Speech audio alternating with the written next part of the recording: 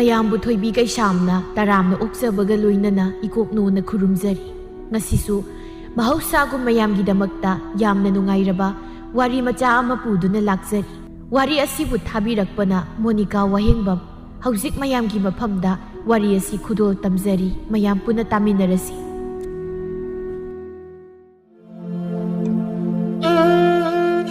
ꯊꯥꯔꯣ ꯑꯃꯗꯤ ꯊꯝꯕꯥꯜ ꯃꯈꯣꯏ ꯑꯅꯤꯁꯤ ꯃꯆꯤꯟ ꯃꯅꯥꯎꯅꯤ꯫ ꯊꯥꯔꯣ ꯊꯕꯛ ꯌꯥꯝꯅ ꯁꯨꯅꯤꯡꯗꯦ, ꯃꯥꯒꯤ ꯍꯥꯏꯕꯕꯨ ꯆꯥꯕ, ꯀꯣꯏꯕ, ꯇꯨꯝꯕꯁꯤꯅ ꯃꯊꯧꯅꯤ꯫ ꯊꯥꯔꯣ ꯑꯌꯨꯛ ꯑꯗꯨꯗ ꯃꯪꯒꯣꯜꯗ ꯆꯥꯛ ꯄꯨꯊꯣꯛꯇꯨꯅ ꯆꯔꯥ ꯋꯥꯜꯂꯤ, ꯃꯆꯤꯟꯗꯁꯨ ꯃꯨꯔꯨꯝ ꯃꯨꯔꯨꯝ ꯁꯣꯜꯂꯤ꯫ ꯏꯟꯁꯥꯡꯅꯤꯅ ꯑꯩꯅ ꯈꯔ ꯌꯥꯝꯅ ꯈꯥꯛꯑꯝꯕꯅꯤ, ꯃꯁꯤꯒꯤ ꯊꯤꯕꯣꯡ ꯂꯥꯎꯇꯣꯡꯕꯁꯤꯅ ꯂꯣꯏꯅ ꯆꯥꯊꯣꯛꯑꯝꯃꯤꯅꯤ꯫ ꯅꯨꯡꯁꯤꯗꯕꯅ ꯑꯣꯛꯇ꯭ꯔꯁꯨ ꯌꯥꯔꯕ ꯑꯉꯥꯡꯅꯤ ꯑꯁꯤ꯫ ꯑꯩꯈꯣꯏ ꯃꯥꯁꯤꯅ ꯀꯩ ꯀꯥꯟꯅ ꯄꯣꯛꯏꯅꯣ ꯈꯪꯗꯦꯕ꯫ ꯏꯆꯦ, ꯅꯪ ꯆꯔꯥ ꯋꯥꯜꯂꯤꯔꯣ? ꯆꯔꯥ ꯋꯥꯜꯂꯤꯔ ꯍꯥꯏꯔꯒ ꯅꯠꯇꯦ, ꯈꯣꯡ ꯍꯥꯝꯃꯤꯅꯤ꯫ ꯃꯃꯥꯡꯁꯦ ꯆꯥꯔꯤꯁꯦ ꯃꯃꯤꯠꯁꯤ ꯎꯗ꯭ꯔ ꯈꯪꯗꯦꯅꯦ, ꯆꯔꯥ ꯋꯥꯜꯂꯤꯔ ꯑꯩ꯫ ꯅꯨꯡꯁꯤꯗꯕꯅ ꯆꯥꯛꯈꯣꯝ ꯑꯃꯇ ꯏꯜꯂꯣ, ꯑꯩ ꯆꯥꯛ ꯌꯥꯝ ꯂꯥꯝꯃꯤꯕ ꯏꯆꯦ꯫ ꯇꯥꯅꯤꯡꯗꯦꯍꯦ, ꯈꯣꯡꯕꯤꯁꯤ ꯑꯣꯏꯅ ꯏꯜꯂꯛꯀꯅꯤ꯫ ꯉꯔꯥꯡ ꯑꯩꯅ ꯏꯟꯁꯥꯡ ꯈꯔ ꯌꯥꯝꯅ ꯈꯥꯛꯑꯝꯕꯗꯣ ꯅꯪꯅ ꯑꯌꯥꯝꯕ ꯂꯣꯏꯅ ꯆꯥꯊꯣꯛꯑꯒ ꯂꯩꯔꯝꯃꯤ ꯅꯠꯇ꯭ꯔꯣ?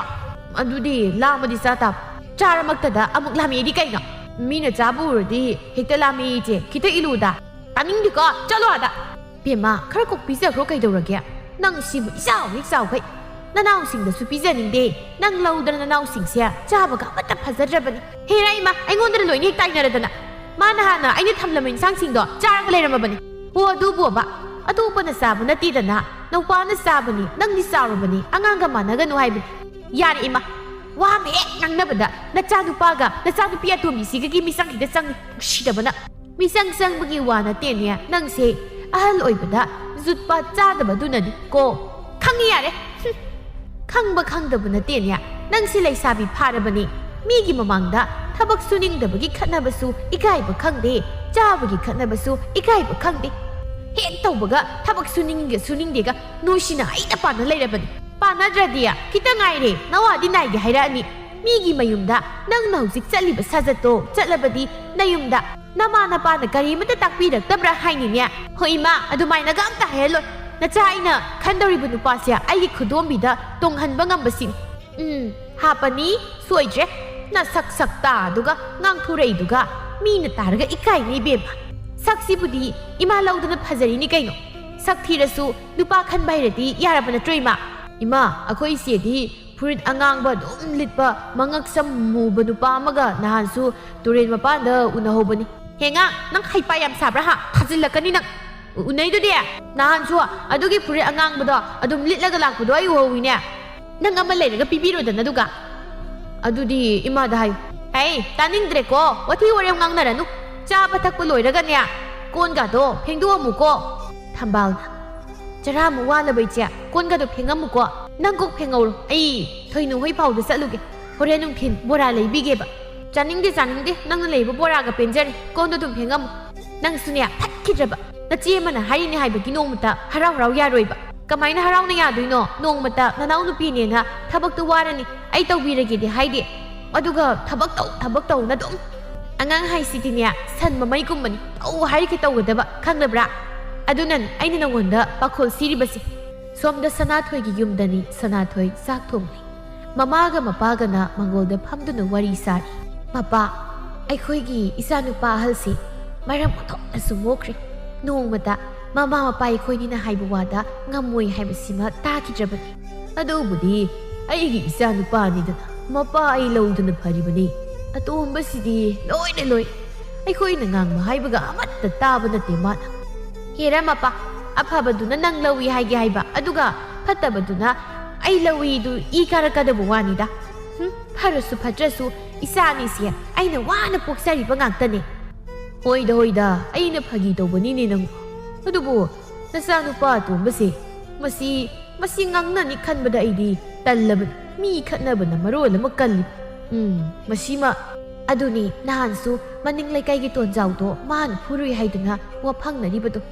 ꯃꯌꯥꯝ ꯑꯁꯤꯒ ꯀꯔꯤꯃꯇ ꯍꯦꯛ ꯃꯥꯟꯅꯖꯗꯦꯕ꯫ ꯃꯃꯥ, ꯅꯪꯒꯤꯗꯤ ꯈꯪꯗꯦ, ꯑꯩꯗꯤ ꯍꯌꯦꯡ ꯏꯆꯥ ꯅꯨꯄꯥꯅ ꯅꯨꯄꯤ ꯊꯤꯔ ꯃꯇꯝꯗ ꯏꯆꯥ ꯑꯍꯜꯒ ꯑꯣꯏꯅ ꯂꯩꯖꯒꯦ꯫ ꯑꯇꯣꯝꯕꯁꯦ ꯑꯁꯤꯒ ꯂꯩꯃꯤꯟꯅꯔꯕꯗꯤ ꯃꯤꯍꯨꯜ ꯆꯦꯟꯈꯠꯇꯅ ꯁꯤꯒꯗꯧ ꯃꯥꯜꯂꯦ꯫ ꯀꯩꯅꯣ ꯅꯪꯗꯪ ꯂꯩꯕ ꯌꯥꯕ꯭ꯔꯣ ꯑꯩꯁꯨ ꯏꯆꯥ ꯅꯨꯄꯥ ꯑꯍꯜꯒ ꯂꯩꯃꯤꯟꯅꯗꯣꯏꯅꯤ ꯀꯩꯅꯣ ꯑꯇꯣꯝꯕꯒ ꯂꯩꯃꯤꯟꯅꯔꯒ ꯑꯩ ꯍꯥꯟꯅ ꯁꯤꯈ꯭ꯔꯒ ꯅꯪꯅ ꯇꯣꯝꯇ ꯍꯤꯡꯍꯧꯒꯦ ꯍꯥꯏꯔꯤꯕ꯭ꯔꯣ ꯀꯌꯥꯗ ꯃꯕꯨꯛꯀꯁꯤ ꯐꯠꯇ꯭ꯔꯤꯕꯅꯣꯅꯦ ꯀꯔꯤꯒꯨꯝꯕ ꯅꯪꯅꯒ ꯍꯥꯟꯅ ꯁꯤꯈꯤꯕ ꯊꯣꯛꯂꯕꯗꯤ ꯑꯩꯗꯤ ꯍꯤꯡꯍꯧꯕꯕꯨ ꯀꯤꯗꯧꯔꯤꯗ ꯀꯣꯏꯇꯝꯒ ꯇꯝꯅꯔꯛꯇꯅ ꯁꯣꯏꯗ꯭ꯔꯕꯅꯦ ꯑꯗꯨꯃ ꯊꯥꯏꯅ ꯅꯍꯥ ꯑꯣꯏꯔꯤꯉꯩꯗꯁꯨ ꯅꯪꯗꯤ ꯄꯣꯠꯐꯝ ꯐꯝꯕꯤ ꯊꯕꯥꯗꯣ ꯎꯕ ꯌꯥꯗꯦꯗꯅ ꯑꯩꯒ ꯁꯤꯈ꯭ꯔꯒ ꯑꯗꯨ ꯑꯃꯨꯛ ꯂꯧꯔꯛꯀꯗꯧ ꯃꯥꯟꯕ ꯅꯆꯥꯁꯤꯡ ꯇꯥꯅꯤ ꯅꯪ ꯋꯥꯊꯤ ꯋꯥꯔꯦꯝ ꯌꯥꯝ ꯉꯥꯡꯉꯤꯗ ꯏꯃꯥ ꯕꯥꯕꯥ ꯏꯟꯁꯥꯡꯁꯦ ꯀꯩ ꯑꯣꯏꯅ ꯊꯣꯡꯉꯣ ꯍꯥꯏꯅꯣ ꯏꯆꯥꯅ ꯆꯥꯅꯤꯡꯕ ꯑꯃ ꯍꯦꯛꯇ ꯊꯣꯡꯖꯤꯜꯂꯣ ꯅꯅꯥꯎ ꯅꯨꯄꯥꯗꯨꯅ ꯆꯠꯈꯩ ꯆꯠꯂꯨꯔꯒ ꯍꯟꯖꯤꯜꯂꯛꯂꯒ ꯆꯥꯅꯤꯡꯉꯤꯒ ꯆꯥꯅꯤꯡꯗꯦꯒ ꯌꯥꯝ ꯇꯧꯗꯣꯏꯁꯤ ꯃꯥꯅꯤ ꯃꯗꯨꯒꯤ ꯑꯉꯥꯡꯗꯨꯅ ꯀꯥꯏꯗꯕꯨ ꯆꯠꯂꯤꯅꯣ ꯈꯪꯗꯦꯅꯦ ꯈꯪꯗꯦ ꯌꯨꯝ ꯃꯈꯥꯗ ꯉꯥꯛꯇ ꯂꯩꯕ ꯍꯩꯅꯕ ꯅꯠꯇꯦ ꯃꯄꯥꯒ ꯃꯌꯥꯝꯕꯒꯅ ꯇꯧꯔꯤꯕ ꯊꯕꯛꯁꯤꯡꯁꯤꯁꯨ ꯃꯇꯦꯡ ꯄꯥꯡꯅꯤꯡꯗꯦꯗꯣ ꯃꯥꯅ ꯇꯧꯔꯤꯕ ꯃꯇꯦꯡ ꯄꯥꯡꯅꯤꯡꯗꯕꯒꯤ ꯋꯥꯗꯤ ꯍꯥꯏꯗꯅ ꯀꯥꯟꯅꯗ꯭ꯔꯦ ꯏꯃꯨꯡꯁꯤꯗ ꯃꯥꯅ ꯃꯇꯦꯡ ꯄꯥꯡꯅꯤꯡꯕ ꯍꯥꯏꯕꯕꯨ ꯆꯥꯕꯁꯦ ꯁꯤ ꯈꯛꯇꯅꯤ ꯕꯥꯕꯥ ꯑꯁ꯭ꯋꯥꯏꯗꯒ ꯍꯜꯂꯛꯄꯗ ꯇꯥꯔꯝꯃꯗꯤ ꯑꯃꯨꯛ ꯂꯥꯟ ꯇꯧꯕꯤꯖꯅꯤ ꯇꯧꯁꯅꯨ ꯃꯈꯅꯥꯎꯗꯨꯗ ꯎꯇꯨꯞꯅ ꯀꯟꯒꯦ ꯑꯩ ꯃꯥ ꯌꯥꯝꯅ ꯍꯦꯟꯖꯤꯜꯂꯛꯏꯌꯦ ꯚꯥꯅꯨꯍꯣꯏꯒꯤ ꯏꯒꯨꯟ ꯈꯪꯗ ꯁꯥꯔꯗꯅ ꯃꯁꯥ ꯂꯩꯇ꯭ꯔꯀꯥꯟꯗ ꯅꯪꯅ ꯀꯟꯕ ꯍꯦꯛ ꯂꯩꯔꯕ꯭ꯔꯥ ꯍꯨꯏ ꯅꯥꯔꯦꯛꯄꯤ ꯁꯥꯗꯅ ꯍꯦꯛ ꯀꯦꯊꯗꯨꯅ ꯂꯩꯈ꯭ꯔꯅꯤ ꯑꯗꯨꯗꯤꯅꯦ ꯑꯉꯥꯡꯅꯤ ꯃꯥꯟꯅꯕꯤꯔꯔꯣꯏ ꯍꯥꯏꯗꯅ ꯈꯟꯕꯒꯤ ꯊꯝꯕꯅꯤ ꯃꯄꯥ ꯅꯪꯅ ꯃꯔꯣꯜ ꯑꯃ ꯑꯩꯉꯣꯟꯗ ꯉꯥꯡꯕꯗꯅꯤ ꯅꯆꯥꯗ ꯉꯥꯡꯉꯤꯗꯤ ꯈꯪꯗꯦ ꯇꯧꯔꯤꯕ ꯑꯁꯨꯝꯅ ꯉꯥꯡꯅꯔꯤꯉꯩ ꯇꯥꯟꯖꯥꯗꯨꯗ ꯃꯈꯣꯏꯒꯤ ꯃꯆꯥꯅꯨꯄꯥ ꯑꯇꯣꯝꯕ ꯁꯥꯃꯨꯁꯨ ꯍꯟꯖꯤꯜꯂꯛꯂꯝꯃꯤ ꯏꯃꯥ ꯆꯥꯛ ꯑꯝꯇ ꯊꯣꯡꯗ꯭ꯔꯕ ꯃꯌꯥꯝ ꯄꯨꯂꯞ ꯐꯝꯃꯒ ꯋꯥꯔꯤ ꯋꯥꯇꯥꯏ ꯑꯣꯏꯅ ꯇꯧꯔꯒ ꯂꯩꯔꯝꯃꯤꯁꯤꯗ ꯏꯆꯥ ꯀꯣꯏꯕ ꯍꯜꯂꯛꯇꯅ ꯆꯥꯛ ꯂꯥꯝꯂꯕ꯭ꯔꯣ ꯅꯪ ꯇꯥꯆꯧꯅ ꯊꯣꯡꯂꯤꯕꯅꯤ ꯏꯃꯥꯗꯤ ꯊꯣꯡꯕ ꯁꯪꯗ꯭ꯔꯦ ꯏꯪꯈꯣꯜ ꯂꯩꯕꯥꯛ ꯃꯌꯥꯝꯁꯤ ꯅꯄꯥꯏ ꯈꯣꯏꯅꯤꯅ ꯇꯧꯔꯨꯔꯤꯕ ꯏꯃꯥ ꯇꯥꯆꯧꯁꯤ ꯄꯥꯕꯅ ꯀꯣꯏꯅꯤꯅ ꯅꯆꯥ ꯅꯨꯄꯤ ꯑꯣꯏꯅ ꯎꯔꯕ ꯏꯃꯨꯡꯒꯤ ꯊꯕꯛꯀꯨꯝꯕ ꯅꯨꯃꯤꯠ ꯁꯨꯍꯜꯂꯤꯁꯤꯕꯣ ꯅꯨꯄꯤ ꯑꯣꯏꯅ ꯎꯕ ꯎꯗꯕ ꯍꯥꯏꯕꯨ ꯀꯩꯅꯣ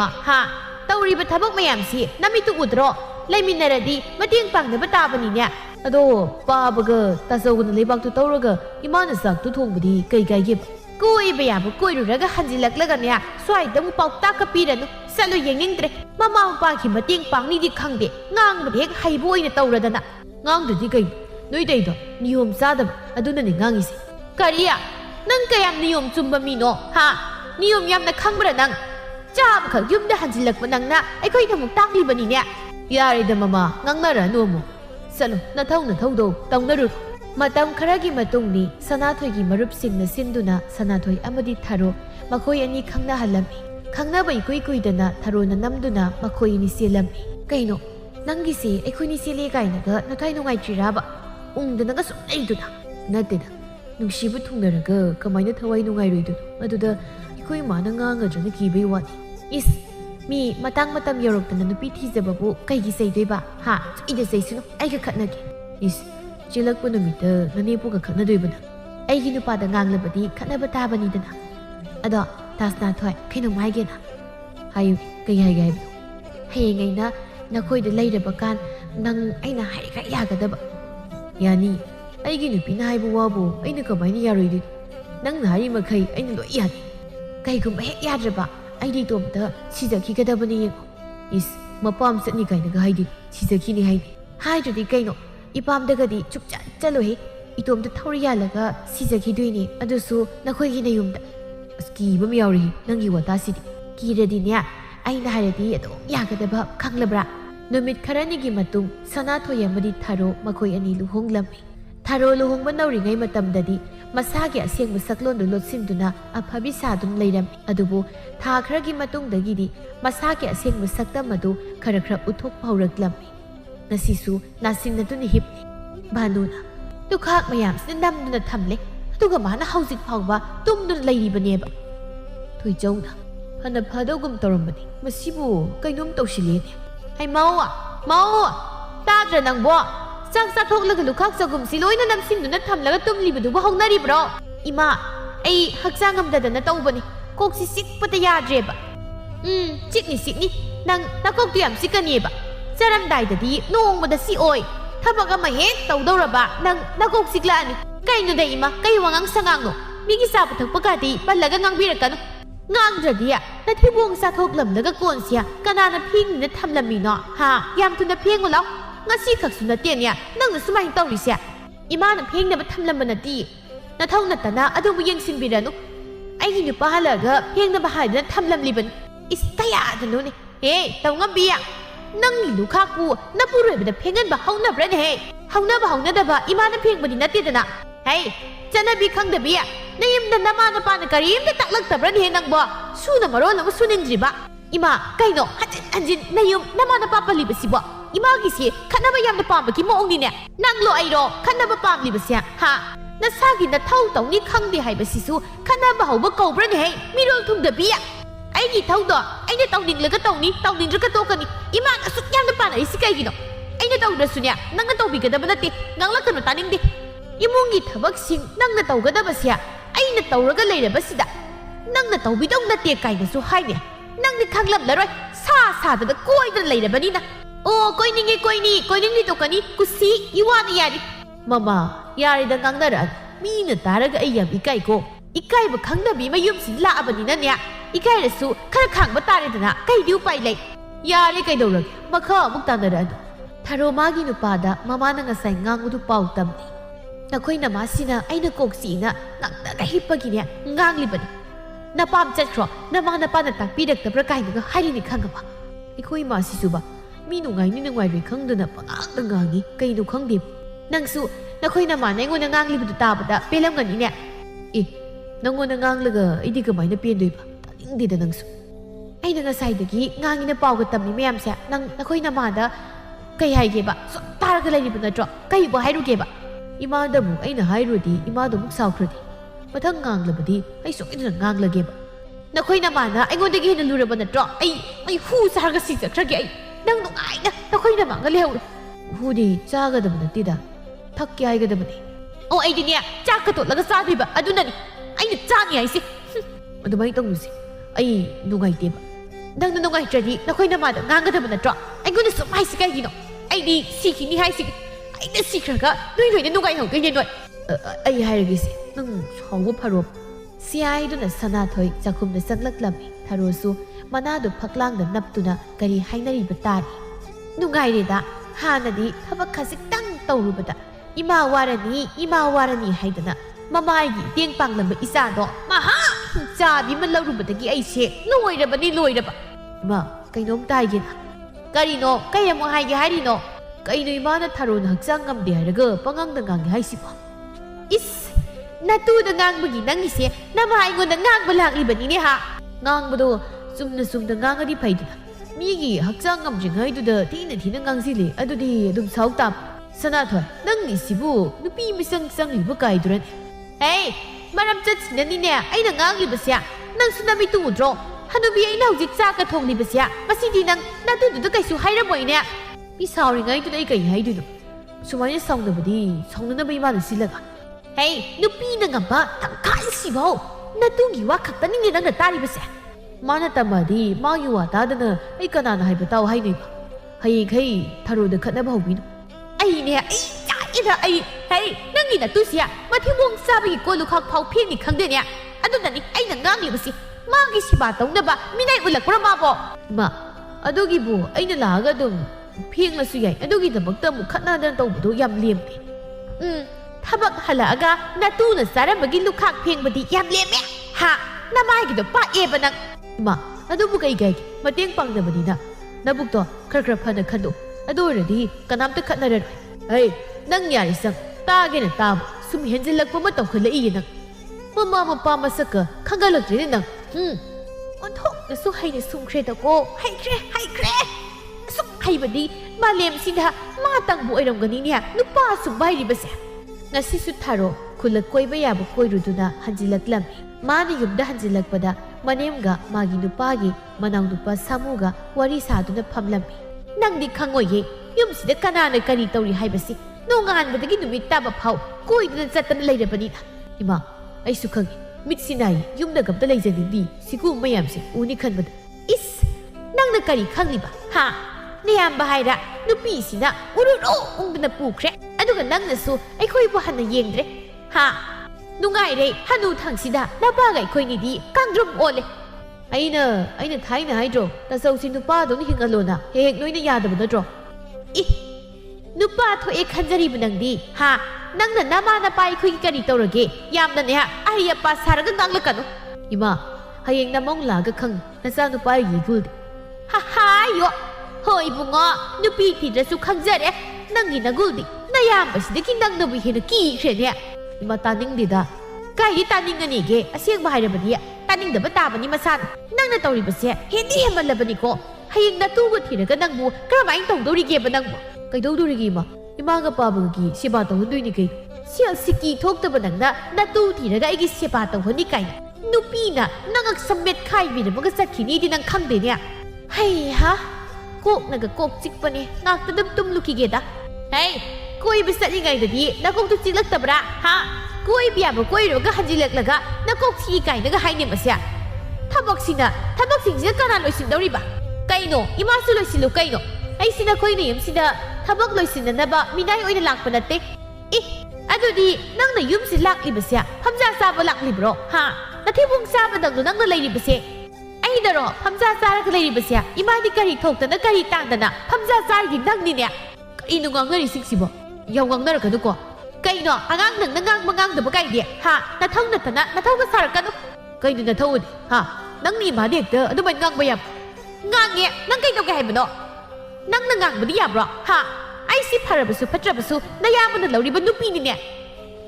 yamana lawba nupi oirabadi ima se nama do na khalo yam ka hinjla kan henga nangi do gi wangang do di nang na lawba nupi da ngang khanga ba aingon dem hai pasar kan ta sau dei tai mina pangang ngang do aingon da tar kan ko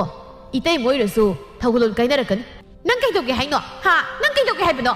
mosi itai moirasu sajai si kan ge da hai samu adu tang natai mina khut thaba taw hai de ne kaino ne masibo thammo sajai do is kaya ngamli bu yeng ne maya mana lauri bu pi aingon da pu khut ka thang ge taw ne nang ai ni nang ai ni nupa da hatta la kisano ba nungai ni doi nang kai do ga ba ha nang ni nupa pi nang ngam bu aingon da kai do de ba narin lai ba ni tholong ne ai lai ni gai da ai gi imang da ai gi imai pa da kana na ku si thoi da ngang ba yar khanga ba ngang anu ni nang bo nupi ge ba da ba hauna bro ha nang ko nang yasang lakpa matamni samudi yumda leiba nate Sanathoina tharoda kapsinnaduna pautamni manaw nupa na mabu phuge tawi haiduna Sanathoi sauna mamagi manakta sanglaklamni ima samu kai jakrage ibunga nanaw di leite nya migi mabang da khanarakannu ko ima ikai yaradi tumina leinaro ba angang mana aina lawba nupi da phuge tawraga aina kamai tumi leidoino ima noi si kai na khange pasi yenguni nongmata khon kanna ngangdaba mana nupi gi hakanda mama aigasya phuba ngamdawri ne aigi nupi gi hakandi aina sangbata yumsida magi na haibada aina tana kanabu leirige imasu samuda wata haidana adum yenglaga leiribadu hey aina dum yenglaga leiramlabadi nangi nupi sia sumaina kaisu leiramoi ne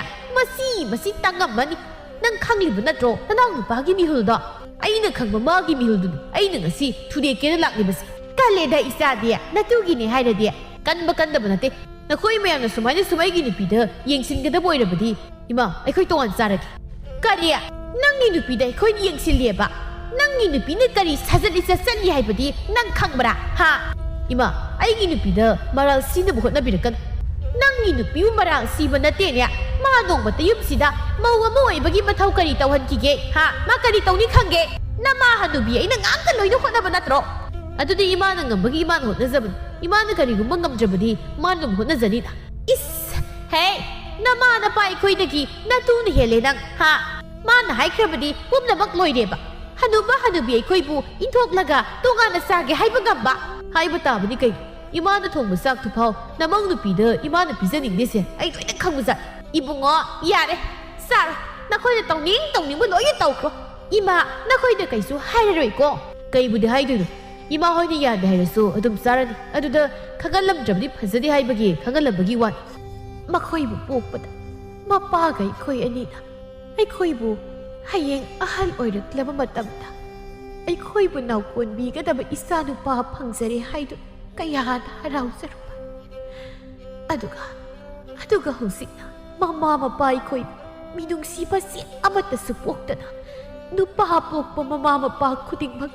aina phangliba saithega si phanglam kadra numit adudagi makoi gi matai manau tongana sakhirami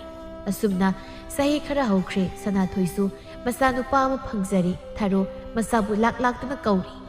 ꯊꯣꯏꯕ ꯑꯣ ꯊꯣꯏꯕ ꯀꯗꯥꯏꯗꯕꯨ ꯆꯠꯈ꯭ꯔꯕꯅꯣ ꯈꯪꯗꯦꯕ ꯃꯁꯤꯒꯤ ꯑꯉꯥꯡꯁꯤꯁꯨꯅꯦ ꯌꯥꯝ ꯐꯔꯣꯏꯗꯧꯔꯤꯕꯅꯤ ꯏꯁꯨ ꯅꯨꯄꯥ ꯅꯃꯥꯅ ꯀꯧꯔꯤ ꯆꯠꯂꯣꯅꯦ ꯅꯪꯕꯣ ꯑꯃꯨꯛ ꯐꯨꯕꯤꯔꯗꯤ ꯏꯄꯣꯛ ꯅꯨꯡꯉꯥꯏꯇꯦ ꯕꯥ ꯑꯩꯗꯤ ꯏꯃꯥꯒ ꯄꯥꯕꯒꯤ ꯃꯅꯥꯛꯇ ꯂꯩꯅꯤꯡꯗꯦ ꯅꯣꯏꯗ ꯂꯩꯅꯤꯡꯉꯤ ꯆꯥꯛꯁꯨ ꯅꯣꯏꯗ ꯆꯥꯅꯤꯡꯉꯤ ꯏꯕꯣꯛ ꯈꯣꯏꯒꯤꯗꯤ ꯏꯟꯁꯥꯡꯁꯨ ꯍꯥꯎꯇꯦ ꯑꯗꯨꯅꯅꯦ ꯅꯪ ꯌꯨꯝꯗ ꯑꯗꯨꯝ ꯆꯥꯎꯗ ꯅꯃꯥꯅꯁꯨ ꯑꯃꯨꯛ ꯉꯥꯡꯕꯤꯅꯤꯌꯦꯕ ꯍꯩ ꯂꯥꯛꯇ꯭ꯔꯤꯕꯅꯦꯍꯦ ꯅꯪꯗ ꯀꯩꯗꯧꯔꯤꯅꯣ ꯍꯥ ꯑꯉꯥꯡꯁꯤ ꯀꯧꯁꯤꯟꯗꯅ ꯐꯠꯇꯕ ꯃꯌꯥꯝ ꯑꯃ ꯇꯝꯕꯤꯔꯤꯕ ꯑꯣꯏꯔꯝꯒꯅꯤꯕ ꯍꯩ ꯃꯧ ꯀꯩꯅꯣ ꯅꯪꯅ ꯉꯥꯡꯉꯤ ꯋꯥꯉꯥꯡ ꯁꯉꯥꯡꯗꯣ ꯍꯥ ꯏꯁꯨꯁꯤꯅ ꯃꯕꯣꯛ ꯃꯄꯨ ꯑꯩꯈꯣꯏꯒꯤ ꯅꯥꯛꯇ ꯆꯪꯂꯛꯄ ꯐꯥꯎ ꯅꯪ ꯆꯪꯍꯟꯅꯤꯡꯗꯦꯅꯦ ꯆꯪꯍꯟꯅꯤꯡꯗꯦ ꯀꯃꯥꯏ ꯆꯪꯍꯟꯅꯤꯡꯗꯣꯏꯅꯣ ꯐꯠꯇꯕ ꯇꯝꯃꯛꯅꯕꯅꯦ ꯅꯈꯣꯏꯒꯤ ꯅꯥꯛꯇ ꯆꯪꯂꯒ ꯏꯁ ꯅꯈꯣꯏꯅ ꯀꯔꯤ ꯍꯦꯟꯅ ꯐꯔꯗꯅ ꯍꯦ ꯅꯣꯏꯒꯤ ꯍꯧꯅꯕꯤ ꯃꯃꯥ ꯃꯄꯥ ꯅꯨꯡꯁꯤꯕ ꯈꯪꯗꯕꯤꯗꯣ ꯏꯁꯨꯗꯁꯨ ꯂꯝꯗꯝꯅꯔꯛꯀꯅꯤꯅꯦꯍꯦ ꯅꯈꯣꯏꯗꯤ ꯍꯥ ꯅꯆꯥ ꯅꯃꯧ ꯀꯌꯥꯝ ꯅꯨꯡꯁꯤꯕ ꯈꯪꯕ ꯃꯤꯅꯣ ꯂꯣꯏꯅ ꯈꯪꯅꯔꯕ ꯉꯥꯛꯇꯅꯤ ꯌꯥꯝꯅ ꯐꯕ ꯁꯥꯔꯛ ꯉꯥꯡꯂꯛꯀꯅꯨ ꯏꯃꯥ ꯏꯕꯣꯛꯇ ꯑꯗꯨꯃꯥꯏꯅ ꯉꯥꯡꯒꯅꯨ ꯅꯪꯁꯨ ꯇꯨꯃꯤꯟꯅꯌꯣ ꯍꯦꯛ ꯊꯥꯖꯤꯜꯂꯛꯀꯅꯤ ꯑꯩꯅ ꯆꯪꯉꯨ ꯍꯥꯏꯕ ꯃꯐꯝꯗ ꯅꯪꯅ ꯈꯟꯅ ꯆꯪꯂꯤꯕꯁꯤ ꯀꯔꯤꯒꯤꯅꯣ ꯍꯥ ꯅꯪ ꯅꯄꯥ ꯍꯜꯂꯛꯈꯤꯁꯅꯨ ꯅꯨꯡꯉꯥꯏꯅꯤꯕ ꯑꯩꯗꯤ ꯏꯕꯣꯛꯀ ꯏꯄꯨꯒ ꯅꯨꯡꯁꯤ ꯈꯨꯔꯥꯇꯣꯟꯁꯨ ꯅꯨꯡꯁꯤ ꯑꯗꯨꯅ ꯃꯣꯏꯒꯤ ꯃꯅꯥꯛꯇ ꯆꯠꯄꯅꯤ ꯀꯩꯒꯤ ꯅꯨꯡꯁꯤꯕ ꯍꯥ ꯃꯣꯏꯁꯦ ꯌꯥꯝ ꯐꯠꯇꯕ ꯃꯤ ꯉꯥꯛꯇꯅꯤ ꯅꯨꯡꯁꯤꯕ ꯌꯥꯗꯕ ꯈꯪꯂꯕ꯭ꯔꯥ ꯐꯠꯇ꯭ꯔꯤꯗꯤ ꯏꯃꯥꯅꯤ ꯏꯕꯣꯛ ꯅꯠꯇꯦ ꯏꯕꯨ ꯍꯣꯏꯗꯤ ꯑꯩꯉꯣꯟꯗ ꯌꯥꯝ ꯂꯨꯅꯁꯨ ꯇꯧꯏ ꯏꯁ ꯅꯃꯥ ꯑꯩꯕꯨ ꯐꯠꯇꯦ ꯀꯥꯏꯅꯒ ꯑꯗꯨꯒꯤ ꯋꯥꯗꯨ ꯍꯅꯨꯕꯤꯁꯤꯅ ꯅꯪꯉꯣꯟꯗ ꯍꯥꯏꯔꯛꯂꯤꯕ ꯅꯠꯇ꯭ꯔꯣ ꯍꯥ ꯍꯅꯨꯕꯤꯁꯤꯅ ꯍꯥꯏꯔꯛꯈꯤꯕ ꯅꯠꯇ꯭ꯔꯕ ꯅꯠꯇꯦ ꯑꯩꯅ ꯈꯪꯖꯕꯅꯤ ꯅꯪ ꯌꯥꯝꯅ ꯈꯪꯉꯤꯅꯦ ꯍꯥ ꯈꯪꯈꯣꯗꯅ ꯅꯪ ꯈꯪꯉꯕ ꯅꯪ ꯑꯌꯣ ꯅꯥꯏꯌꯦ ꯏꯃꯥ ꯑꯌꯣ ꯄꯨꯔꯛꯀꯅꯣ ꯅꯥꯏ ꯍꯥꯏꯕꯅꯤ ꯏꯃꯥ ꯍꯥꯏ ꯑꯉꯥꯡ ꯄꯨꯒꯅꯨꯅꯦ ꯉꯝꯃꯤ ꯃꯇꯥꯒꯨꯝ ꯑꯉꯥꯡꯗ ꯑꯗꯨꯝꯅ ꯇꯧꯒꯅꯨꯀꯣ ꯅꯊꯧ ꯅꯠꯇꯦ ꯏꯆꯥ ꯋꯥꯔꯛꯆꯕ ꯅꯪ ꯑꯃꯨꯛ ꯍꯟꯅ ꯆꯪꯈꯤꯗ꯭ꯔꯥ ꯍꯥꯏꯌꯣ ꯈꯨꯝꯃꯣ ꯅꯆꯤꯟꯗꯨ ꯈꯨꯝꯃꯣ ꯆꯪꯈꯤꯗ꯭ꯔꯣ ꯆꯪꯉꯔꯣꯏꯕ ꯏꯃꯥ ꯑꯩ ꯆꯪꯉꯔꯣꯏꯕ ꯅꯪ ꯍꯧꯅꯨꯍꯦ ꯅꯪ ꯉꯁꯤ ꯅꯪ ꯃꯊꯪꯒꯤ ꯅꯨꯃꯤꯠꯅꯤ ꯊꯥꯔꯣ ꯃꯄꯨꯔꯣꯏꯕꯗ ꯃꯥꯒꯤ ꯂꯧ ꯁꯔꯨꯛꯇꯨ ꯌꯣꯜꯂꯒ ꯑꯇꯣꯞꯄ ꯃꯐꯝꯗ ꯌꯨꯝ ꯍꯣꯡꯈ꯭ꯔꯁꯤ ꯍꯥꯏꯗꯨꯅ ꯀꯟꯅꯅꯤꯡꯉꯥꯏ ꯇꯧꯔꯤ ꯑꯩ ꯃꯐꯝꯁꯦ ꯂꯩꯅꯤꯡꯗ꯭ꯔꯦ ꯍꯟꯖꯤꯟ ꯍꯥꯏꯔꯦꯗꯅ ꯅꯃꯥꯒ ꯅꯄꯥꯒꯅ ꯑꯉꯥꯡꯁꯦ ꯀꯧꯁꯤꯟꯗꯅ ꯐꯠꯇ ꯃꯌꯥꯝ ꯑꯃ ꯏꯟꯁꯤꯜꯂꯒ ꯃꯥꯡꯍꯟꯗꯧꯔꯤ ꯑꯗꯨ ꯑꯣꯏꯔꯒꯅ ꯆꯪꯍꯜꯂꯨꯔꯗꯨꯗꯅ ꯃꯈꯣꯏꯒꯤ ꯃꯅꯥꯛꯇ ꯉꯝꯗꯦ ꯑꯩꯈꯣꯏꯅ ꯆꯪꯍꯟꯗꯕꯒ ꯁꯤꯊꯥꯛ ꯁꯟꯅꯔꯗꯅ ꯀꯧꯔꯛꯑꯅꯤ ꯑꯗꯒꯤ ꯑꯃꯁꯤꯁꯨ ꯆꯦꯟꯈ꯭ꯔꯅꯤ ꯑꯗꯨꯒ ꯐꯠꯇ ꯃꯌꯥꯝ ꯑꯃ ꯍꯥꯏꯔꯛꯇꯣꯏꯕ ꯑꯩꯈꯣꯏ ꯏꯃꯥꯒ ꯄꯥꯕꯒꯁꯤꯁꯨ ꯑꯣꯟꯊꯣꯛꯅ ꯐꯠꯈꯤꯗ꯭ꯔꯦ ꯁꯩꯇ ꯑꯩꯅ ꯅꯍꯥꯟꯅ ꯍꯥꯏꯗ꯭ꯔꯣ ꯍꯥ ꯅꯈꯣꯏ ꯅꯃꯥꯒ ꯅꯄꯥꯒꯁꯤ ꯌꯥꯝ ꯐꯠꯇꯦꯅ ꯍꯥꯏꯗ꯭ꯔꯣ ꯑꯗꯨꯅꯅꯤ ꯑꯩꯅ ꯅꯪꯒꯤ ꯂꯧꯁꯤ ꯌꯣꯟꯊꯣꯛꯂꯒ ꯑꯩꯈꯣꯏ ꯀꯥꯏꯗꯅꯣꯝ ꯍꯤꯡꯂꯒ ꯂꯩꯈ꯭ꯔꯁꯤꯅ ꯍꯥꯏꯁꯤ ꯑꯗꯨꯕꯨ ꯏꯃꯥꯒ ꯄꯥꯕꯒꯅ ꯌꯥꯔꯛꯀꯗ꯭ꯔꯅꯦ ꯃꯣꯏꯅ ꯌꯥꯗꯕ ꯌꯥꯕ꯭ꯔꯣ ꯅꯪꯁꯦ ꯃꯈꯣꯏꯒꯤ ꯃꯆꯥ ꯃꯣꯏꯒꯤ ꯂꯩꯔꯤꯕ ꯂꯧꯁꯤꯡꯁꯦ ꯅꯪꯒꯤꯁꯨ ꯄꯤꯐꯝ ꯊꯣꯛꯇ꯭ꯔꯣ ꯑꯗꯨ ꯌꯣꯟꯊꯣꯛꯀꯦ ꯍꯥꯏꯕꯗꯨꯗꯤ ꯌꯥꯔꯣꯏꯗ ꯅꯨꯄꯥ ꯅꯪꯅ ꯑꯁꯨꯛ ꯌꯥꯝꯅ ꯄꯪꯂꯤꯕꯁꯤ ꯀꯔꯤꯒꯤꯅꯣ ꯍꯥ ꯕꯨꯗꯨ ꯍꯅꯨꯕꯤ ꯃꯈꯣꯏꯅ ꯅꯪꯉꯣꯟꯗꯒꯤ ꯉꯝꯕ꯭ꯔꯣ ꯍꯥ ꯑꯗꯨꯒꯤꯕꯨꯗꯤ ꯅꯠꯇꯕ ꯅꯪꯕꯨ ꯑꯩꯅ ꯍꯥꯏꯔꯤꯈꯩ ꯌꯥꯅꯤ ꯍꯥꯏꯗꯥꯏꯅꯦ ꯍꯥ ꯑꯗꯨꯒ ꯀꯩꯅꯣꯕ ꯍꯧꯖꯤꯛꯅ ꯋꯥ ꯑꯃ ꯍꯦꯛ ꯍꯥꯏꯕꯗ ꯃꯔꯩꯒ ꯃꯔꯥꯒ ꯑꯗꯨꯝ ꯇꯧꯔꯤꯁꯤꯕꯣ ꯅꯪꯅ ꯍꯥꯏꯕꯗ ꯌꯥꯗꯅ ꯂꯩꯔꯕ ꯑꯩꯉꯣꯟꯗ ꯅꯪꯅ ꯍꯥꯏꯕ ꯌꯥꯗꯦꯗꯨꯗꯤ ꯅꯪꯁꯨ ꯍꯦꯟꯃꯟꯗ꯭ꯔꯣ ꯑꯗꯣ ꯍꯦꯛ ꯍꯥꯏꯕꯒ ꯍꯔꯥꯎꯗꯤ ꯌꯥꯗꯦꯗꯅ ꯍꯣꯏ ꯑꯩ ꯇꯟꯖꯥ ꯌꯦꯡꯂꯒ ꯍꯥꯏꯔꯒꯦ ꯉꯁꯤꯗꯤ ꯊꯥꯔꯣꯗꯣ ꯃꯄꯥꯝꯗ ꯂꯥꯛꯂꯝꯃꯤ ꯃꯥꯒꯤ ꯃꯅꯥꯎꯅꯨꯄꯤ ꯊꯝꯕꯥꯜꯁꯨ ꯃꯌꯨꯝ ꯄꯥꯟꯈ꯭ꯔꯦ ꯃꯧꯄꯥ ꯅꯨꯄꯥ ꯇꯣꯝꯕꯁꯨ ꯅꯨꯄꯤ ꯊꯤꯔꯝꯃꯤ ꯊꯥꯔꯣ ꯆꯪꯂꯛꯄ ꯎꯕꯗ ꯇꯣꯝꯕꯒꯤ ꯅꯨꯄꯤꯗꯨ ꯀꯔꯤꯁꯨ ꯀꯧꯔꯛꯇꯅ ꯐꯝꯗꯨꯅ ꯂꯩ ꯕꯦꯝꯃ ꯏꯃꯥ ꯍꯣꯏꯗꯤ ꯀꯔꯣꯝꯗ ꯂꯩꯈ꯭ꯔꯦ ꯈꯪꯗꯦ ꯀꯔꯣꯝꯗ ꯆꯠꯈ꯭ꯔꯕꯅꯣ ꯌꯨꯝ ꯃꯈꯥꯗ ꯉꯥꯛꯇ ꯂꯩꯅꯤ ꯈꯪꯗꯕꯅꯤ ꯃꯤ ꯋꯥ ꯉꯥꯡꯕ ꯆꯠꯄ ꯍꯣꯠꯅꯕꯗ ꯏꯁ ꯀꯔꯤ ꯋꯥꯉꯥꯡ ꯈꯣꯟꯗꯥꯅꯣꯅꯦ ꯏꯃꯥꯅ ꯆꯠꯇꯅ ꯀꯌꯥꯝꯕ ꯆꯠꯇꯧꯔꯤꯒꯦ ꯋꯥꯗꯣ ꯆꯨꯝꯅ ꯑꯗꯨꯝ ꯉꯥꯡꯂꯁꯨ ꯌꯥꯕꯅꯤ ꯏꯅꯝꯕꯅ ꯂꯩꯇ꯭ꯔꯕꯅꯤꯅ ꯈꯪꯉꯔꯣই ꯇꯧꯕꯗꯨꯅꯤ ꯑꯩꯅ ꯇꯧꯋꯦꯅ ꯍꯥꯏꯁꯦ ꯅꯣꯡ ꯐꯥꯗꯣꯛ ꯂꯥꯛꯑꯒ ꯑꯍꯩ ꯑꯄꯥꯃꯨꯛ ꯁꯥꯕꯤꯔꯅꯨ ꯑꯍꯩ ꯑꯄꯥ ꯁꯥꯕꯒꯤ ꯋꯥ ꯅꯠꯇꯦꯅꯦ ꯅꯪꯅ ꯉꯥꯡꯂꯤ ꯋꯥꯉꯥꯡꯗꯨꯅꯤ ꯑꯩꯅ ꯍꯥꯏꯔꯤꯕꯁꯦ ꯐꯔꯁꯨ ꯐꯠꯇ꯭ꯔꯁꯨ ꯑꯩꯁꯤ ꯅꯤꯡꯉꯣꯜꯅꯤ ꯑꯩ ꯑꯃ ꯂꯥꯛꯑꯦ ꯍꯥꯏꯕꯒꯤ ꯀꯧꯅꯤꯡꯉꯥꯡꯅꯤꯁꯨ ꯈꯪꯗꯦ ꯀꯧꯕ ꯀꯧꯗꯕ ꯆꯞ ꯃꯥꯟꯅꯗ꯭ꯔꯣ ꯑꯩꯅ ꯀꯧꯅꯤꯡꯕ ꯃꯇꯝꯗ ꯂꯥꯛꯑꯗꯤ ꯀꯧꯔꯦ ꯀꯧꯅꯤꯡꯗꯕ ꯃꯇꯝꯗ ꯂꯥꯛꯑꯒꯅ ꯀꯧꯗ꯭ꯔꯦ ꯏꯕꯦꯝꯃ ꯅꯪꯗꯤ ꯌꯥꯝ ꯀꯩꯅꯣꯝ ꯇꯧꯏꯅ ꯍꯥ ꯅꯪꯒꯤꯗꯨꯒꯤ ꯅꯧꯑꯣꯡꯗꯨꯅꯗꯤ ꯃꯤ ꯀꯅꯥꯝꯇ ꯇꯤꯟꯅꯕꯒ ꯌꯥꯔꯣꯏ ꯍꯥꯏꯕꯤꯔꯤꯕ ꯁꯣꯝꯕꯨ ꯅꯨꯄꯥ ꯃꯌꯨꯝꯗ ꯅꯆꯥ ꯅꯋꯥꯒ ꯅꯠꯇꯅ ꯀꯅꯥꯕꯨ ꯇꯤꯟꯅꯕ ꯌꯥꯒꯦ ꯍꯥ ꯅꯁꯥꯒꯤ ꯁꯨꯃꯥꯡ ꯁꯤꯠꯇꯅ ꯃꯤ ꯁꯨꯃꯥꯡ ꯁꯤꯠꯄꯤꯔꯅꯨ ꯃꯧ ꯑꯃ ꯑꯣꯏꯔꯒ ꯌꯨꯝꯒꯤ ꯅꯤꯡꯉꯣꯜ ꯂꯥꯛꯄꯗ ꯑꯗꯨꯒꯨꯝꯕ ꯋꯥꯉꯥꯡ ꯁꯉꯥꯡ ꯀꯅꯥꯅ ꯉꯥꯡꯅꯩ ꯃꯤꯗꯥ ꯌꯦꯡꯂꯒ ꯉꯥꯡꯉꯤꯅꯤ ꯀꯩꯗꯧꯕꯤꯒꯦ ꯍꯥꯏꯕꯅꯣ ꯀꯅꯥ ꯀꯩꯗꯧꯅꯔꯒꯦꯅꯦ ꯑꯗꯨꯛ ꯀꯟꯅ ꯂꯥꯎꯅꯔꯤꯕꯗꯨꯕꯣ ꯍꯩ ꯊꯥꯔꯣ ꯅꯪ ꯂꯥꯛꯂꯤꯕ꯭ꯔꯣ ꯀꯣꯏꯔꯨꯕ ꯍꯟꯕꯤꯔꯛꯑꯃꯅꯤ ꯅꯆꯥꯅꯨꯄꯤ ꯃꯃꯥ ꯅꯤꯡꯃꯤꯅ ꯁꯣꯝ ꯃꯃꯥꯕꯨ ꯍꯪꯂꯤꯅꯦ ꯀꯣꯏꯔꯨꯕ ꯅꯠꯇꯦꯅꯦ ꯏꯪꯈꯣꯜꯗ ꯉꯁꯥꯏꯗꯒꯤ ꯂꯩꯅꯦ ꯑꯩꯕꯨ ꯉꯁꯥꯏꯗꯒꯤ ꯂꯩꯔꯗꯤ ꯏꯅꯝꯃꯅ ꯀꯧꯔꯤꯕꯗꯣ ꯅꯅꯥꯗꯨ ꯇꯥꯗ꯭ꯔꯣ ꯀꯣꯡꯊꯣꯛꯂꯛꯄ ꯌꯥꯗ꯭ꯔꯣ ꯑꯩꯕꯨ ꯐꯠꯇꯕꯤꯃꯨꯛ ꯇꯥꯍꯟꯅꯕ ꯁꯤꯜꯂꯤꯕꯅꯤꯅꯦ ꯃꯧ ꯅꯪꯒꯤ ꯋꯥꯉꯥꯡꯗꯣ ꯍꯦꯟꯃꯜꯂꯤ ꯃꯁꯤ ꯐꯔꯁꯨ ꯐꯠꯇ꯭ꯔꯁꯨ ꯅꯪꯒꯤ ꯅꯋꯥꯗꯨ ꯄꯣꯛꯂꯤꯕ ꯅꯃꯥꯅꯤꯅꯦ ꯑꯣ ꯃꯑꯣꯡꯁꯤꯅ ꯉꯥꯡꯕꯅꯤ ꯅꯨꯡꯁꯤꯅꯕ ꯇꯧꯔꯗꯤ ꯃꯑꯣꯡ ꯑꯁꯦ ꯈꯔꯁꯨ ꯅꯨꯡꯁꯤꯕꯤꯒꯗꯕꯅꯤ ꯑꯗꯨꯗꯤ ꯅꯠꯇꯦ ꯌꯥꯔꯦ ꯌꯥꯔꯦ ꯊꯥꯔꯣ ꯉꯥꯡꯅꯔꯅꯨ ꯅꯪꯕꯨ ꯀꯩꯗꯧꯕ ꯂꯥꯛꯄꯅꯣ ꯏꯃꯥ ꯂꯥꯛꯇꯕ ꯀꯨꯏꯔꯦꯅ ꯁꯨꯝ ꯂꯥꯛꯄꯅꯤ 이마 마우나 ꯉꯥꯡꯂꯤꯕꯁꯤꯕꯨ ꯑꯩꯈꯣꯏ ꯇꯣꯝꯕꯗꯨ ꯀꯔꯤꯝꯇ ꯍꯥꯏꯗꯕ꯭ꯔꯣ 이사 누빠수냐 누비부 티르버디 이마우기 하이버두니 하이부 하이나레다 수마이나 숨 레이만다나 이마 낭 아이가 레이러시라 레이로이다 나빠나 탐비렘바 유머시나 푼시세 빠시나 로이바 파우마 아이 레이바 ngaman biyo 하이다나 이소르 쿠름자리버니 이마 낭나 레이람가다부 모ong세 칸보다 아이 레이팜 칸니 까리수 칼루누 시사시디 이마 좀 누가이나 레이리 Sanathoi nga sobom paiduna halaklami mana sanglakpada magi mapa thoisausu mangolda phamduna leiri imai pe fazareda isagi nga dude haurani hai fajana saure baba nasana namong nu pina saningi ne leiri fazatro fazare fazare nong phadoksu nama na pai khoi gi su leiraga pirakpadi yabani nangsu baba nasanu pa to ba aphaba nupa thokpa samuda hayu dudi 나마가 이거야니나디 누피기 그도 미데 똥바 누피는 감바 낭수 이사 똥부수 싹 많은 피자라가 욕라이네 시야레드 바바 마마 아빠는 마사 탁바이시디 홍나사 나트로 아두디 마마 아빠나 아할 오이락라바 마tamda 마마 아빠 오이 마싱부 마사나 탁바이시디 홍나사 나타바 스바바 카나시아이로 나테 나테 사고 이상도 하우나 통두나 사르고 솜다 사무수 마가 누시나 자비 메마가 우나리 사모 ꯑꯩꯈꯣꯏꯅ ꯀꯩꯗꯧꯉꯩ ꯁꯦꯟꯁꯤ ꯍꯥꯏꯅꯣꯕ ꯑꯁ ꯈꯪꯗꯦꯗ ꯑꯩꯈꯣꯏ ꯇꯥꯆꯧ ꯎꯕꯗ ꯑꯩ ꯅꯨꯄꯤꯒ ꯑꯝꯇ ꯊꯤꯅꯤꯡꯗ꯭ꯔꯕꯅꯤ ꯏꯁ ꯅꯪꯁꯨ ꯅꯈꯣꯏ ꯇꯥꯆꯧꯗꯧꯅ ꯇꯧꯒꯦ ꯈꯜꯂꯤꯔꯣ ꯅꯪꯁꯨ ꯑꯩꯈꯣꯏ ꯏꯇꯩꯃꯗꯧ ꯇꯧꯅꯤꯡꯉꯤꯔꯣ ꯍꯥꯏꯕꯤꯒꯦ ꯑꯩꯗꯤ ꯍꯧꯖꯤꯛꯇꯒꯤ ꯑꯗꯨꯃꯥꯏꯅ ꯇꯧꯒꯗꯕ ꯑꯣꯏꯔꯕꯗꯤꯅꯦ ꯑꯇꯣꯞꯄ ꯑꯃ ꯊꯤꯖꯧ ꯑꯩꯗꯤ ꯃꯗꯨꯃꯗꯤꯅꯦ ꯁꯨꯛꯌꯥ ꯌꯥꯔꯣꯏꯀꯣ ꯑꯩꯕꯨ ꯑꯗꯨꯃꯥꯏꯅ ꯇꯧꯒꯗꯧ ꯃꯥꯟꯕ꯭ꯔꯅꯦ ꯃꯥꯟꯕ ꯃꯥꯟꯗꯕ ꯌꯥꯝ ꯂꯩꯗꯅ ꯍꯧꯖꯤꯛ ꯃꯇꯝꯒꯤ ꯅꯨꯄꯤꯁꯤꯡꯁꯦ ꯆꯤꯝꯕꯥꯜꯗ ꯈꯣꯏ ꯇꯩꯕ ꯀꯥꯏꯅꯒ ꯍꯥꯏꯅꯕꯗꯣ ꯍꯣꯏ ꯏꯕꯨꯡꯉꯣ ꯑꯩ ꯑꯗꯨꯃꯥꯏꯅ ꯀꯩꯁꯨ ꯇꯧꯖꯔꯣꯏꯀꯣ ꯇꯧꯕꯨ ꯇꯧꯗ꯭ꯔꯕꯗꯤ ꯐꯩ ꯍꯦꯛ ꯇꯧꯔꯕ ꯅꯄꯥꯝꯕꯗꯨꯝ ꯌꯧꯔꯦ ꯅꯪꯁꯦ ꯀꯤꯕ ꯑꯃ ꯌꯥꯎꯔꯦ ꯍꯌꯦꯡ ꯅꯈꯣꯏꯗ ꯂꯩꯔꯒ ꯌꯥꯝ ꯊꯤꯅ ꯊꯤꯅ ꯇꯧꯒꯗꯧ ꯃꯥꯜꯂꯤꯀꯣ ꯑꯩꯕꯨ ꯑꯉꯥꯎꯕ꯭ꯔꯣ ꯀꯩꯒꯤ ꯑꯩꯅ ꯅꯪꯉꯣꯟꯗ ꯊꯤꯅ ꯇꯧꯗꯣꯏꯅꯣ ꯇꯧꯕꯗꯕꯨ ꯑꯩꯒꯤ ꯏꯃꯥ ꯏꯄꯥꯁꯨ ꯅꯪꯅ ꯅꯪꯒꯤꯅꯤ ꯈꯟꯕ ꯉꯝꯃꯣ ꯍꯥꯏꯕꯅꯤ ꯍꯣꯏ ꯅꯪꯒꯤ ꯑꯄꯥꯝꯕ ꯑꯩꯅ ꯂꯣꯏꯅ ꯈꯪꯉꯤ ꯀꯩꯗꯧꯅꯨꯡꯗ ꯅꯪꯒꯤ ꯑꯄꯥꯝꯕꯒꯤ ꯃꯥꯌꯣꯛꯇ ꯑꯩꯅ ꯆꯠꯂꯣꯏꯗ ꯁꯤꯗꯅꯤꯅꯦ ꯑꯩꯅ ꯂꯩꯁꯥꯕꯤ ꯑꯇꯣꯞꯄ ꯃꯌꯥꯝ ꯌꯦꯡꯗꯅ ꯅꯪꯕꯨ ꯈꯜꯂꯤꯕꯁꯦ ꯍꯤꯡꯃꯤꯟꯅꯔꯗꯤ ꯑꯩꯅ ꯍꯥꯏꯕꯁꯨ ꯅꯪꯅ ꯏꯟꯅꯤ ꯅꯪꯅ ꯍꯥꯏꯕꯁꯨ ꯑꯩꯅ ꯌꯥꯅꯤ ꯑꯗꯨꯕꯨ ꯏꯆꯤꯜ ꯏꯅꯥꯎ ꯏꯃꯥ ꯏꯄꯥ ꯂꯥꯞꯅꯒꯗꯕ ꯋꯥ ꯍꯥꯏꯕꯗꯨꯗꯤ ꯑꯩꯅ ꯀꯃꯥꯏꯅ ꯌꯥꯒꯅꯤ ꯍꯣꯏ ꯆꯨꯝꯃꯤ ꯃꯇꯝꯁꯤꯒꯤ ꯆꯠꯅꯕꯤꯒꯨꯝ ꯇꯧꯈꯠꯂꯛꯂꯤꯕ ꯃꯧꯅ ꯃꯅꯦꯝꯕꯨ ꯑꯣꯠꯄꯒꯤ ꯆꯠꯅꯕꯤꯁꯦ ꯑꯩ ꯁꯨꯛꯄꯥꯝ ꯄꯥꯝꯗꯦ ꯑꯩꯁꯨ ꯀꯅꯥꯒꯨꯝꯕꯤ ꯑꯃꯒꯤ ꯃꯆꯥꯅꯤ ꯑꯩꯒꯤ ꯏꯃꯥ ꯏꯄꯥꯅꯁꯨ ꯑꯩꯒꯤ ꯏꯕꯨꯡ ꯏꯄ꯭ꯋꯥꯁꯤꯡꯒꯤ ꯅꯨꯄꯤꯅ ꯑꯗꯨꯝꯅ ꯇꯧꯔꯕꯗꯤ ꯑꯩ ꯅꯨꯡꯉꯥꯏꯅ ꯂꯩꯕ ꯉꯝꯃꯣꯏ ꯅꯪꯒꯤ ꯏꯃꯥ ꯏꯄꯥꯁꯨ ꯑꯩꯒꯤ ꯏꯃꯥ ꯏꯄꯥꯒꯨꯝ ꯈꯟꯒꯅꯤ ꯑꯩꯒꯤ ꯏꯃꯥ ꯄꯥꯕꯁꯨ ꯅꯪꯒꯤ ꯏꯃꯥ ꯄꯥꯕꯒꯨꯝꯅ ꯈꯜꯂꯨꯀꯣ ꯍꯣꯏ ꯑꯗꯣ ꯃꯤ ꯈꯠꯅꯕ ꯂꯦꯞꯄꯣꯀꯣ ꯅꯪ ꯍꯧꯖꯤꯛ ꯑꯉꯥꯡꯁꯨ ꯅꯠꯇ꯭ꯔꯤ ꯁꯨꯝ ꯃꯤ ꯈꯠꯅꯔꯒ ꯂꯩꯕꯗꯣ ꯇꯧꯔꯅꯨ ꯑꯩꯕꯨ ꯅꯣꯡꯃꯇ ꯃꯤ ꯈꯠꯅꯕ ꯍꯧꯕ꯭ꯔꯅꯦ ꯑꯇꯩꯅ ꯈꯪꯗ꯭ꯔꯁꯨ ꯅꯪ ꯐꯥꯎꯗꯤ ꯑꯩꯒꯤ ꯑꯆꯨꯝꯕꯁꯦ ꯈꯪꯕ ꯌꯥꯕꯅꯤꯗ ꯍꯣ ꯍꯧꯖꯤꯛꯇꯤꯅꯦ ꯃꯤꯅ ꯍꯧꯔꯁꯨ ꯇꯥꯁꯤꯟꯅꯧꯔꯅꯨ ꯂꯩꯊꯣꯛꯂꯒ ꯍꯜꯂꯛꯑꯣꯕ ꯀꯣ ꯅꯨꯃꯤꯗꯥꯡꯒꯤ ꯃꯇꯝ ꯁꯅꯥꯊꯣꯏꯅ ꯉꯥꯗꯣ ꯐꯖꯅ ꯊꯣꯡꯕ ꯂꯣꯏꯔꯗꯨꯅ ꯆꯥꯛ ꯊꯤꯔꯒ ꯃꯆꯥ ꯑꯃꯗꯤ ꯃꯥꯒꯤ ꯅꯨꯄꯤꯕꯨ ꯀꯧꯔꯛꯂꯝꯃꯤ ꯊꯣꯏꯕ ꯇꯥꯕ꯭ꯔꯣ ꯃꯃꯥ ꯆꯥꯛꯁꯤ ꯆꯥꯅꯕ ꯇꯧꯔꯁꯤꯗꯅ ꯆꯥꯛ ꯂꯣꯏꯔꯕ꯭ꯔꯣ ꯃꯄꯥ ꯆꯥꯔꯁꯤ ꯑꯩꯁꯨ ꯆꯥꯛ ꯂꯥꯝꯕꯅ ꯌꯥꯗ꯭ꯔꯕꯅꯤ ꯅꯪꯒꯤ ꯏꯟꯁꯥꯡ ꯃꯅꯝꯗꯨ ꯇꯥꯕꯗ ꯂꯥꯛꯑꯣꯅꯦ ꯏꯆꯥ ꯊꯣꯏꯕꯁꯨ ꯄꯨꯊꯣꯛꯄꯤꯔꯣ ꯆꯥꯛ ꯂꯥꯝꯃꯦꯗꯅ ꯍꯥꯏꯔꯝꯂꯕꯅꯤ ꯊꯣꯛꯂꯛꯑꯦ ꯊꯣꯛꯂꯛꯑꯦ ꯆꯥꯔꯁꯤ ꯑꯁ ꯏꯟꯁꯥꯡꯁꯤꯗꯤ ꯍꯥꯎꯔꯛꯏꯗ ꯃꯄꯥ ꯑꯗꯨ ꯅꯨꯄꯤ ꯑꯩ ꯀꯩꯅꯣꯝꯇ ꯍꯥꯏꯒꯦꯅ ꯅꯪ ꯁꯥꯎꯗꯤ ꯁꯥꯎꯔꯛꯀꯅꯨꯀꯣ ꯀꯩꯅꯣ ꯍꯥꯏꯔꯛꯑꯣꯀꯣ ꯉꯁꯥꯏ ꯉꯥ ꯂꯩꯔꯛꯄꯗꯣ ꯄꯥꯕꯁꯨ ꯎꯍꯧꯕ ꯆꯥꯅꯤꯡꯕ ꯃꯥꯜꯂꯤ ꯑꯗꯣ ꯇꯦꯡꯀꯣꯠ ꯃꯆꯥ ꯑꯃꯇꯪ ꯊꯤꯟꯕꯤꯔꯨꯒꯦ ꯍꯥꯏꯕ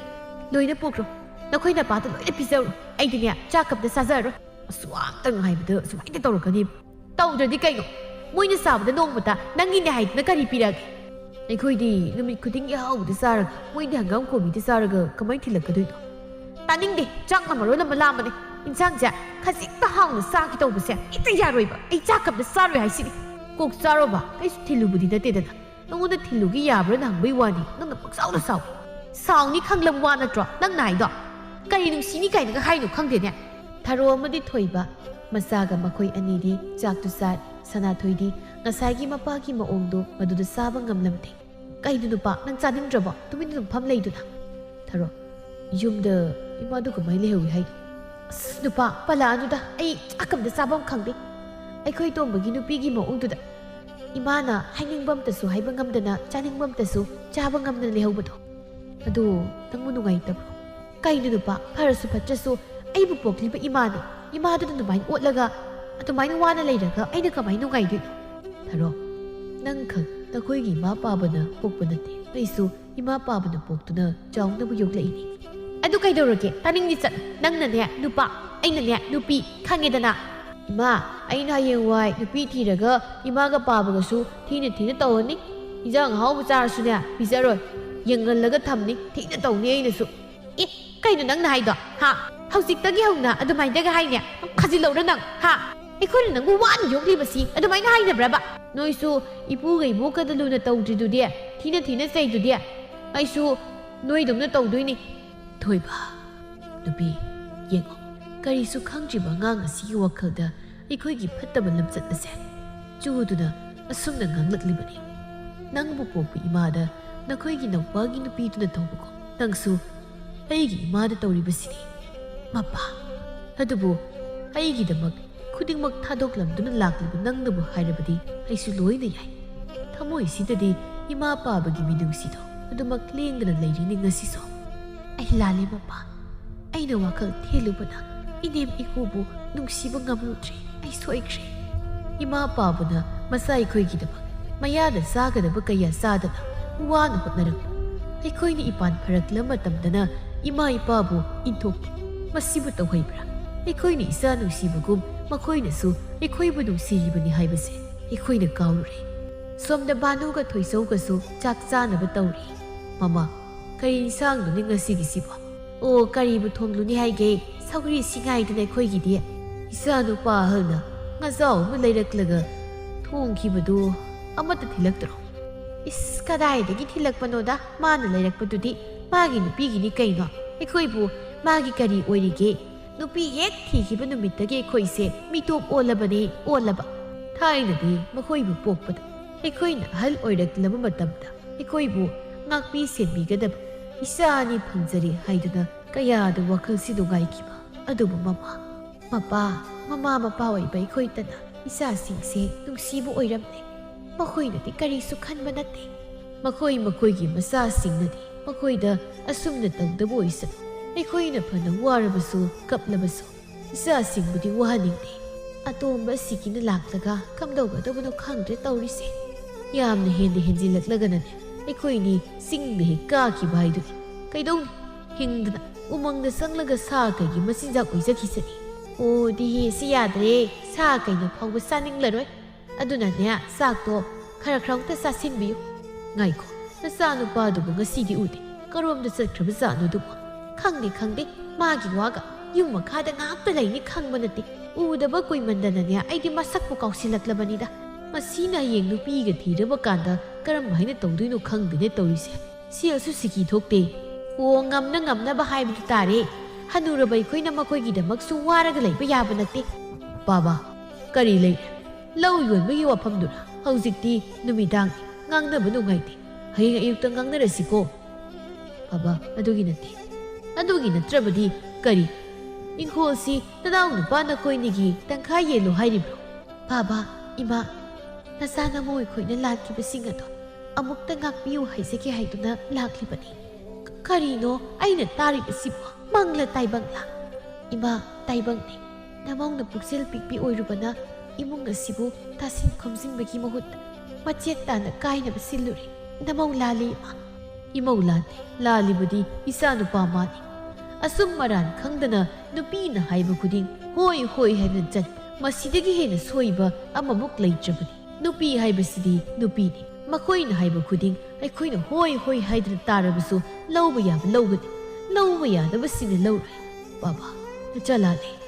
asumna numit adudagi tharo amadi sanathoi makhoi ni su wakhal taraktuna makhoi gi imung ado hanagum ingna sikna leikirami